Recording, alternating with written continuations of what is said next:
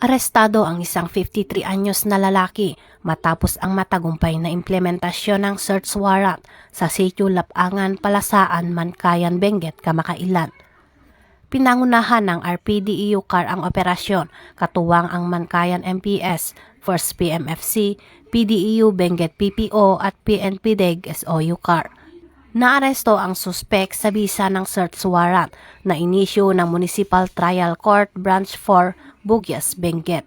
Nakumpiska mula sa suspek ang humigit kumulang 61.3 gramo ng hinihinalang shabu at 28.4 gramo ng tuyong dahon ng marijuana na tinatayang nagkakahalaga ng mahigit 420,000 pesos.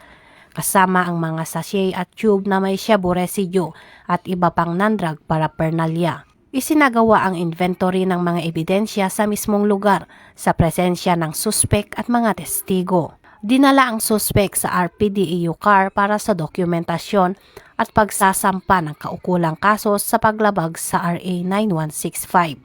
Patuloy ang PNP sa pagpapatupad ng mas pinaigting na kampanya kontra iligal na droga upang mapanatili ang kaligtasan at katahimikan sa komunidad.